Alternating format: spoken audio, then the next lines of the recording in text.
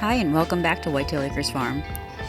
Winter on the farm allows for a slower pace than summer, which is very much embraced, but that does not mean that we're able to just kick our feet up. There's plenty to do and extra care that the animals need to ensure that they're staying warm, dry, and healthy.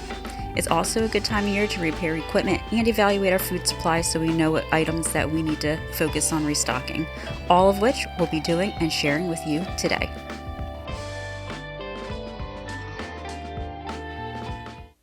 Our day is starting out in the chicken coop. This is a chicken coop we made this past summer using just a standard garden shed.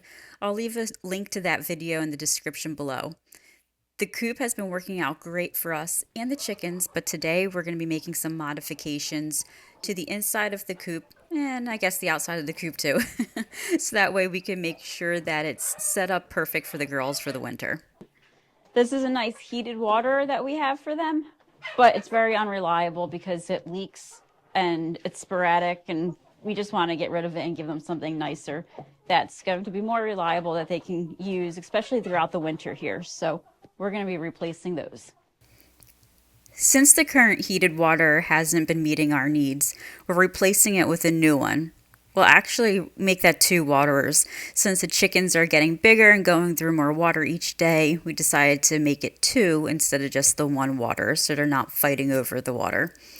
These waters are great because they're frost-free and they can be hung. They are also super easy to refill and even have a gauge on it so that way it can let us know at a glance if it's running low. That we're going to be doing in the coop today is hanging up their feeders. Right now we have their feeder on the ground, which is problematic because, as you can see, they keep filling up the little reservoir with wood chips, and then it makes it more difficult for them to get to their food. So I'm glad that they're pecking around and scratching and doing their thing, but this needs to get hung up. Raising the feeders was an even easier task as we were able to simply just hang the rope over the collar tie of the ceiling of the coop, and there was absolutely no drilling needed. We made sure it was at the right height for the chickens to get to before securing them in place. Since we weren't able to build the chicken run before the ground started to freeze, we wanted to make sure that the chickens weren't bored in the coop all winter. When chickens get bored, they are prone to just picking on each other, which we didn't want happening. So we got a couple little chicken swings for them and some pecking toys to hang up. And one's gonna land on me. Now that we're into the winter months and there's not enough natural sunlight outside, we need to put a light source inside to help their bodies get up to 17 hours of light each day. Hanging the light and putting it on a timer will help ensure the hens lay more frequently during these shorter winter days. We hung the light with screws and then used some zip ties to make sure they stayed in place.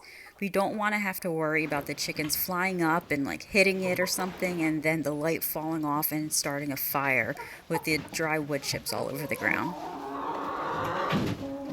We also need to create a dust bath for them. That's how the chickens are able to clean themselves.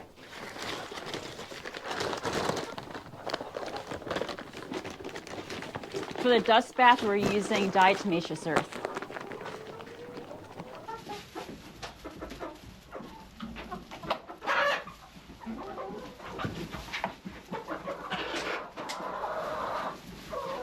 Adding the solar light above the French doors and adding some little extra greenery just helped brighten out the outside of the coop.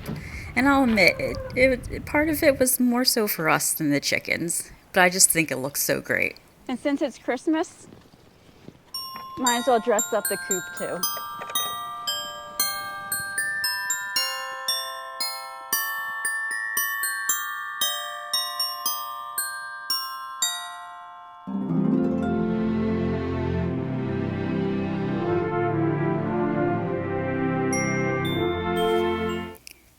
This waterer by the hay ring has been needing some attention.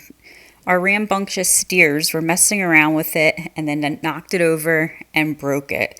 We had to rope off the area so that way they wouldn't go near it, but it has continued to leak. The freezing temperatures are now causing the leak to turn into a sheet of ice, which is pretty dangerous and concerning for these cattle. So after taking it apart, we realized that there was more broken in it than just the hose. The heating element isn't working because the thermostat went bad, and the float valve is also needing to be replaced.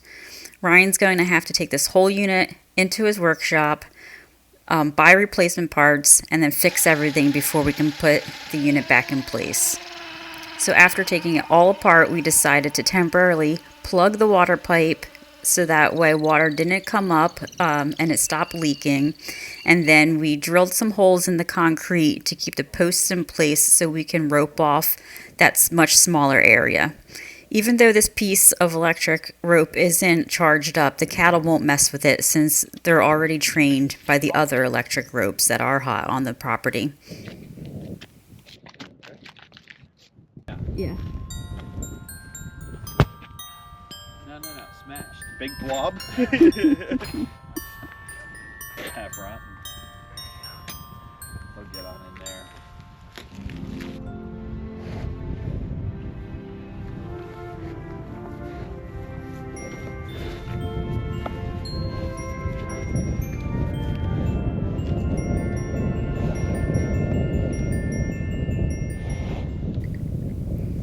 After spending so much time outside in the cold, it was nice to come inside and work in the warmth of the kitchen. We're making fresh bread to have with dinner, and we realized we could use some homemade butter. Butter is hands down the easiest thing anyone can make. If you have a mixer, you can make butter. All you need to do is get heavy whipping cream and put it in a mixer until it forms butter. That's basically it. It's pretty neat watching it go from a liquid to whipped cream and then seeing it curdle as the buttermilk separates. The curdled part is now butter. I'll scoop out the curdles and then I'll mush them together into a ball and run them under cold water as I press it to make sure all of the remaining buttermilk washes out. Then I'll dump the buttermilk out of the mixing bowl and I'll put the ball of butter back into the mixing bowl where I'll also add a teaspoon of salt and I'll give it a quick mix to incorporate the butter before it's ready for use. A few years ago, we got this really neat silicone butter mold that's great for freezing sticks of homemade butter for future use.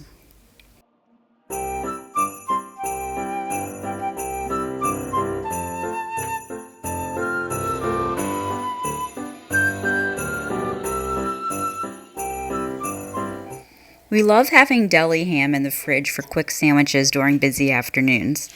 We weren't able to raise hogs this year, so we don't have our own ham, and deli ham at the grocery store is so pricey. So we took advantage of the holiday season by finding a whole ham on sale and slicing it ourselves. Actually, we ended up getting 2 hams and decided to slice it ourselves. Vacuum packing the sliced ham, and then we decided to put that sliced ham into 1-pound packs and threw them in the freezer. At the end, we were able to get 20 pounds of sliced deli ham set aside. This is a great way for anyone to work towards their own family's food security. We still had some venison in the freezer from a deer that Ryan had harvested, so we decided to turn it into some summer sausage. Ryan cut the venison and some of the ham chunks and then ran that all through the grinder to get it all mixed up and incorporate it. We added in some seasoning and then we mixed it thoroughly before filling the casings and smoking them.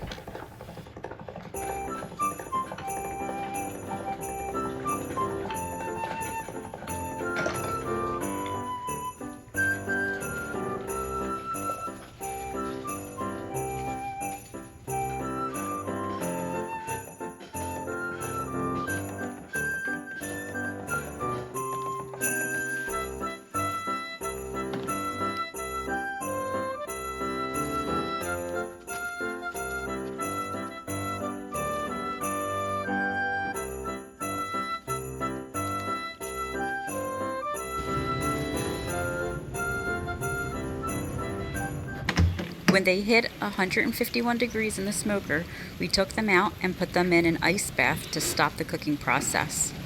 After they cooled, we cut the sticks in half and we vacuum packed each half. We just love having some summer sausage on hand for easy snacks, so we're so excited to have replenished our supply.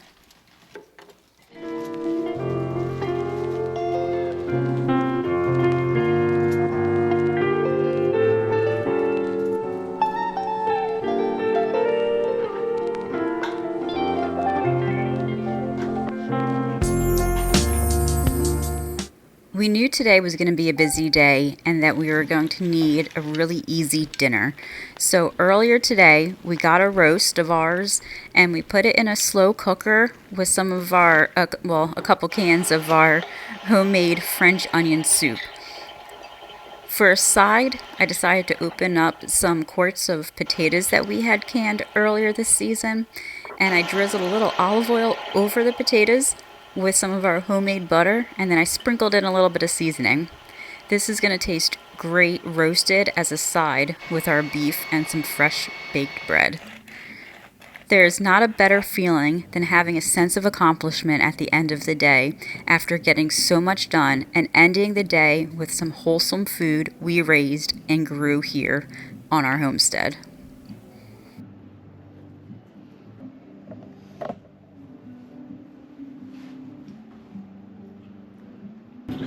Pretty good stuff, eh?